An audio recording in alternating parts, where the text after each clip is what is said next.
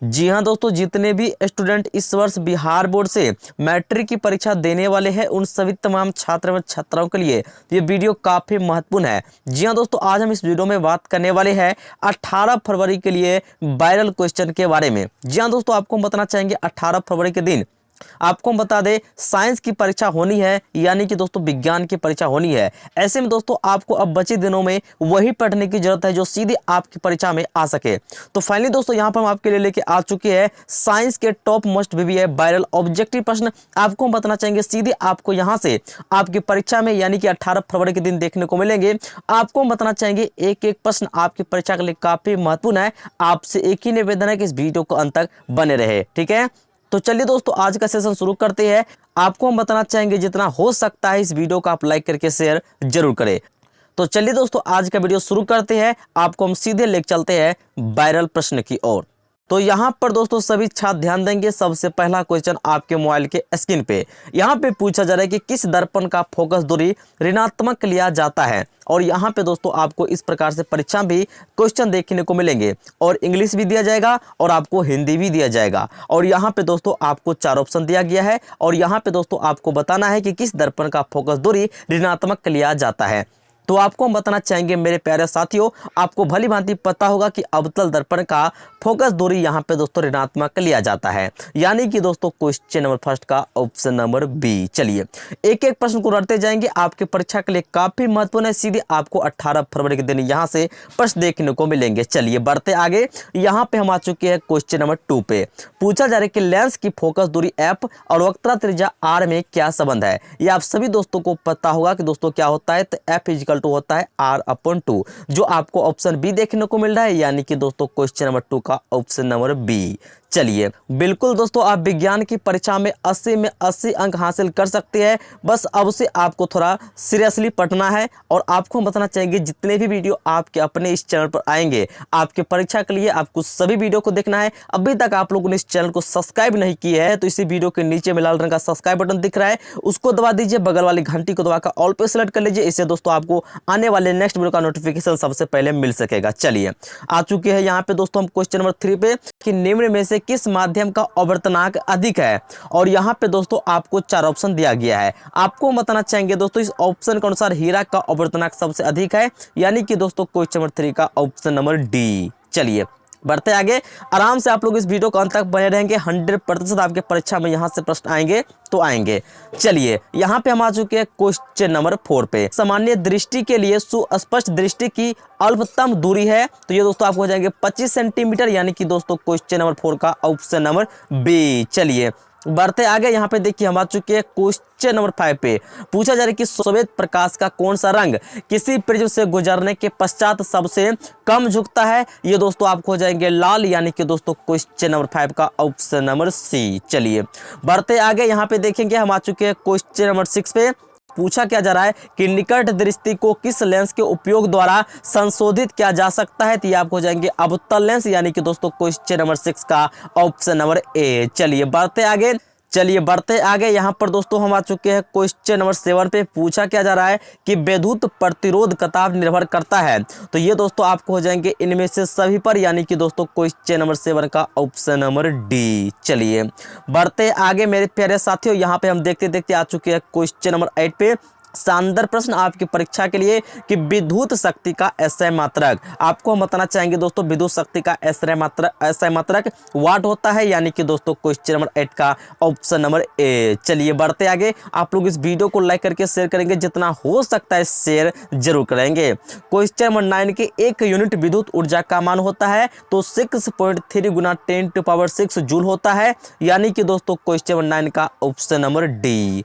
चलिए बढ़ते आगे, यहाँ पे देखते देखते हम आ चुके हैं क्वेश्चन नंबर 10 पे। पूछा जा रहा है कि निम्न में से कौन सा कथन सत्य नहीं है, यानी कि दोस्तों जो असत्य है, गलत है। यहाँ पे दोस्तों सबसे पहला ऑप्शन दिया गया है कि विद्युत जनित्र विद्युत चुंबकीय प्रेरण पर कार्य करता है, तो ये बिल्कुल सही है, यानी कि ये आंसर नहीं होंगे। ऑप्शन नंबर बी है कि विद्युत मोटर विद्युत ऊर्जा को यांत्रिक ऊर्जा में बदलता है, तो ये भी सही है, ये भी आंसर नहीं होगा। ऑप्शन नंबर 3 है कि चुंबकीय बल रेखाएं परस्पर नहीं काटती है, तो बिल्कुल सही है कि नहीं काटती है।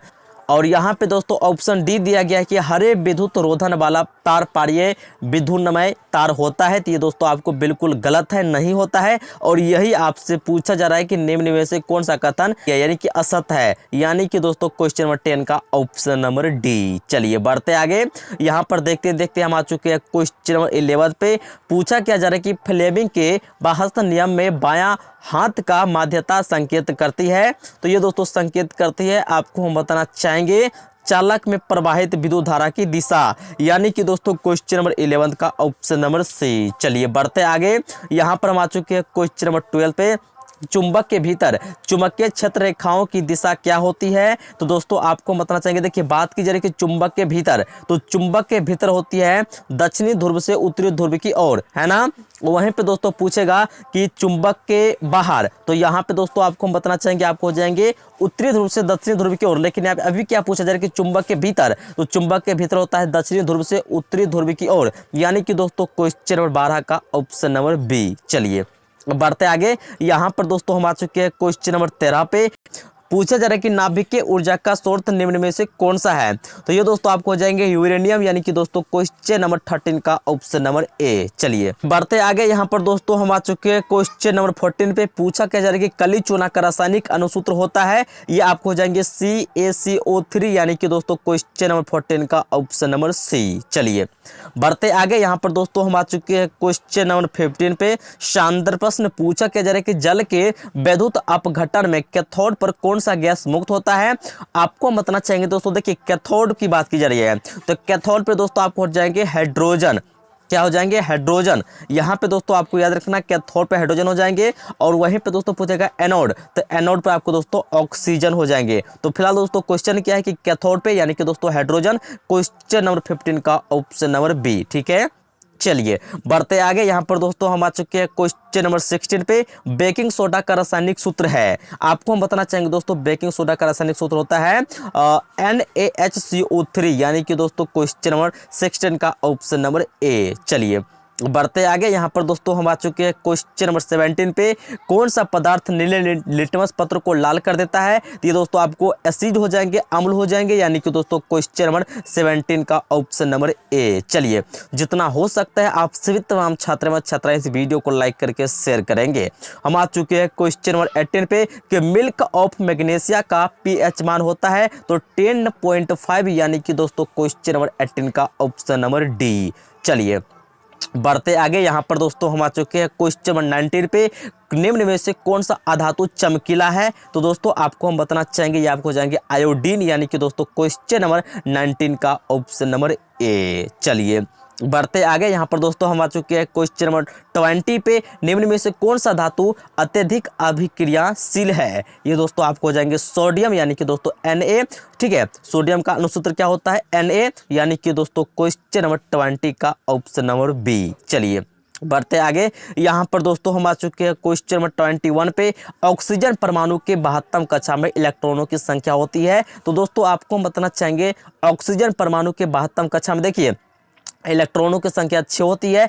कैसी होती है, तो आपको हम बताना चाहेंगे दोस्तों ऑक्सीजन की जो परमाणु संख्या होती है ये 8 होती है, और दोस्तों इसका विन्यास करने पर इस प्रकार से किया जाता है 2,6, और लास्ट में कितना है तो 6। तो यहाँ पे दोस्तों आपको हो जाएंगे option number B, question number 21 का ऑप्शन नंबर बी। चलिए बढ़ते आगे, यहाँ पे दोस्तों हम आ चुके हैं क्वेश्चन नंबर 22 पे। पूछा क्या जा रहा है कि ब्यूटेनॉन एक कार्बनिक यौगिक है जिसका क्रियात्मक समूह है। ये दोस्तों आपको हो जाएंगे कीटोन, यानी कि दोस्तों क्वेश्चन नंबर 22 का ऑप्शन नंबर सी। चलिए बढ़ते आगे, यहाँ पे दोस्तों हम आ चुके हैं क्वेश्चन नंबर 23 पे। नाइट्रोजन के 2 परमाणुओं के बीच कितने आबंध होते हैं, यानी कि दोस्तों कितने बॉन्ड होते हैं। तो दोस्तों आपको हम बताना चाहेंगे, देखिए नाइट्रोजन इस प्रकार से, इसमें आपको बताते हैं कि ट्रिपल बॉन्ड होते हैं। ठीक है, कितना होता है ट्रिपल बॉन्ड, यानी कि दोस्तों आपको 3 आबंध हो जाएंगे, यानी कि दोस्तों क्वेश्चन नंबर 23 का ऑप्शन नंबर सी। चलिए बढ़ते आगे, यहाँ पर दोस्तों हम आ चुके हैं क्वेश्चन नंबर 24 पे।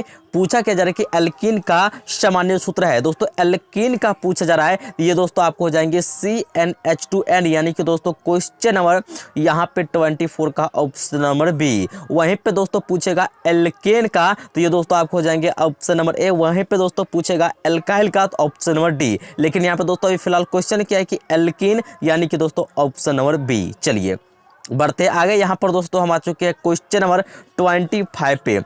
पूछा जा रहा है कि आधुनिक आवर्त सारण में आवर्तों की संख्या है, तो दोस्तों आपको हम बताना चाहेंगे टोटल 7, यानी कि दोस्तों 7। क्वेश्चन नंबर 25 का ऑप्शन नंबर ए। चलिए बढ़ते आगे यहाँ पर दोस्तों हम आ चुके हैं क्वेश्चन नंबर 26 पे। पूछा क्या जा रहा है कि समूह में ऊपर से नीचे जाने पर परमाणु आकार में क्या परिवर्तन होता है, तो आपको हम बताना चाहेंगे दोस्तों परमाणु का साइज बढ़ता है, यानी कि दोस्तों क्वेश्चन नंबर 26 का ऑप्शन नंबर ए। चलिए बढ़ते आगे यहाँ पे दोस्तों हम आ चुके हैं क्वेश्चन नंबर 27 पे। कौन सा एंजाइम एमलसीकृत वसा का पाचन करता है, तो दोस्तों आपको ये हो जाएंगे लाइफेज, यानी कि दोस्तों क्वेश्चन नंबर 27 का ऑप्शन नंबर सी। आपको बताना चाहेंगे अभी तक आप लोगों ने इस वीडियो को एक प्यारा सा लाइक नहीं किए है, तो एक प्यारा सा लाइक जरूर कर दीजिएगा। आपका एक लाइक ही हमारा मेहनत का फल होता है, और जितना हो सकता है इस वीडियो को लाइक करके शेयर जरूर करेंगे। यहाँ पे दोस्तों हम आ चुके हैं क्वेश्चन नंबर 28 पे। पूछा जा रहा है कि सामान्य परकुचन रक्त दाब होता है, ये दोस्तों आपको होता है 120 mm, यानी कि दोस्तों क्वेश्चन नंबर 28 का ऑप्शन नंबर सी। चलिए बढ़ते आगे यहाँ पर दोस्तों हम आ चुके हैं क्वेश्चन नंबर 29 पे कि पत्तियों में प्रकाश संश्लेषण द्वारा बना भोजन पादप के अन्य भागों में किसके द्वारा भेजा जाता है, तो फ्लोएम द्वारा, यानी कि दोस्तों क्वेश्चन नंबर 29 का ऑप्शन नंबर बी। चलिए बढ़ते आगे यहाँ पर दोस्तों हम आ चुके हैं क्वेश्चन नंबर 30 पे। उस पौधा का नाम बताइए जो कलम द्वारा कायिक यहाँ पे दोस्तों प्रबंधन को प्रदर्शित करता है, ये दोस्तों आपको हो जाएंगे गुलाब, यानी कि दोस्तों क्वेश्चन नंबर 30 का ऑप्शन नंबर बी। चलिए बढ़ते आगे यहाँ पर दोस्तों हम आ चुके हैं क्वेश्चन नंबर 31 पे कि काला जार बीमारी किस रोग जनक के कारण होता है, तो ये दोस्तों आपको हम बताना चाहेंगे ये होता है लेशमानिया के कारण, यानी कि दोस्तों क्वेश्चन नंबर 31 का ऑप्शन नंबर बी। बढ़ते आगे यहाँ पर दोस्तों हम देखते देखते आ चुके हैं क्वेश्चन नंबर 32 पे। निम्न में से कौन सा द्विलिंगी पुष्प है, तो दोस्तों ये आपको हो जाएंगे गुलाब पुष्प, यानी कि दोस्तों क्वेश्चन नंबर 32 का ऑप्शन नंबर ए। बढ़ते आगे यहाँ पर दोस्तों हम आ चुके हैं क्वेश्चन नंबर 33 पे कि मानव में ग्रानगाही स्थित होता है, ये दोस्तों आपको हम बताना चाहेंगे इनमें से सभी में, यानी कि दोस्तों क्वेश्चन नंबर 33 का ऑप्शन नंबर डी। बढ़ते आगे यहाँ पर दोस्तों हम आ चुके हैं क्वेश्चन नंबर 34 पे कि हमारे शरीर की सभी ऐच्छिक क्रियाएं नियंत्रित होती है, तो परमस्तिष्क से, यानी कि दोस्तों क्वेश्चन नंबर 34 का ऑप्शन नंबर ए। बढ़ते आगे यहाँ पे दोस्तों हम आ चुके हैं क्वेश्चन नंबर 35 पे कि जंतुओं में वृद्धि हार्मोन अतिरिक्त होता है, ये दोस्तों आपको हो जाएंगे यहाँ पे दोस्तों आपको ये हो जाएंगे पीयूष ग्रंथि से, यानी कि दोस्तों क्वेश्चन नंबर 35 का ऑप्शन नंबर ए। बढ़ते आगे यहाँ पे दोस्तों हम आ चुके हैं क्वेश्चन नंबर 36 पे। पूछा क्या जा रहा है कि आनुवंशिकता का सिद्धांत किसने प्रतिपादित किया, तो ये दोस्तों मेंडल, क्वेश्चन नंबर 36 का ऑप्शन नंबर ए। बढ़ते आगे यहाँ पे दोस्तों हम आ चुके हैं क्वेश्चन नंबर 37 पे। पूछा जा रहा है कि स्त्रियों में लिंग गुणसूत्र होते हैं, या आप सभी दोस्तों को पता होगा कि स्त्रियों में क्या होता है XX, यानी कि दोस्तों क्वेश्चन नंबर 37 का ऑप्शन नंबर बी। चलिए बढ़ते आगे यहाँ पर दोस्तों हम आ चुके हैं क्वेश्चन नंबर 38 पे। निम्न में से कौन जैव निम्नीकरण कचरा है, तो दोस्तों ये आपको हो जाएगा, देखिए जो कचरा है ये आप हो जाएंगे टिश्यू पेपर, यानी कि दोस्तों क्वेश्चन नंबर 38 का ऑप्शन नंबर डी। बढ़ते आगे यहाँ पर दोस्तों हम आ चुके हैं क्वेश्चन नंबर 39 पे। आहार तथा पानी किस राज्य की जल संग्रहण व्यवस्था है, ये दोस्तों बिहार का, यानी कि दोस्तों क्वेश्चन नंबर 39 का ऑप्शन नंबर डी। चलिए बढ़ते आगे यहाँ पे दोस्तों हम आ चुके हैं क्वेश्चन नंबर 40 पे, और ये इस सेट का लास्ट प्रश्न है। आपको हम बताना चाहेंगे साइंस परीक्षा के दिन आपको टोटल 80 ऑब्जेक्टिव प्रश्न दिए जाएंगे, जिसमें से आपको सिर्फ 40 प्रश्न का ही जवाब देना है, यानी कि दोस्तों 40 वैसे प्रश्न आपको चुन चुन कर बनाने हैं जो आपको आते हैं। चलिए इसको जानते हैं आंसर क्या होंगे। यहाँ पे देखिए क्वेश्चन 40 के प्राकृतिक संसाधनों का प्रबंधन के लिए सबसे उपयुक्त विकल्प निम्न में से कौन सा है, और यहाँ पे दोस्तों आपको 4 ऑप्शन दिया गया है, ये दोस्तों आपको हो जाएंगे देखिए इनमें से सभी, यानी कि दोस्तों क्वेश्चन नंबर 40 का ऑप्शन नंबर डी। तो चलिए दोस्तों आज का सेशन हम यहीं पे समाप्त करते हैं। आपको हम बताना चाहेंगे आज की इस वीडियो में हम आपकी परीक्षा के लिए स्पेशल 18 फरवरी के दिन आपकी परीक्षा में उतरने वाले साइंस के top most VVI 40 viral objective प्रश्न देखे हैं। इनमें से काफी सारे प्रश्न आपके परीक्षा में हूबहू पूछे जा सकते हैं, तो एक एक प्रश्न को रट लेंगे, आपकी परीक्षा के लिए काफी महत्वपूर्ण है। अभी तक आप लोगों ने इस चैनल को सब्सक्राइब नहीं किए हैं तो लाल बटन दबाकर सब्सक्राइब जरूर कर लीजिएगा। आपको हम बताना चाहेंगे अब से आपके अपने इस चैनल पर आपके एग्जाम तक ऐसे रेगुलर वीडियो आएंगे तो आपकी परीक्षा के लिए टॉप से टॉप क्वेश्चन करवाए जाएंगे। तो चलिए दोस्तों, आज का सेशन हम यहीं पे समाप्त करते हैं। आप सब फिर मिलते हैं एक नेक्स्ट क्लास में न्यू वीडियो के साथ। तब तक के लिए आप सभी दोस्तों को वीडियो देखने के लिए दिल से बहुत बहुत धन्यवाद।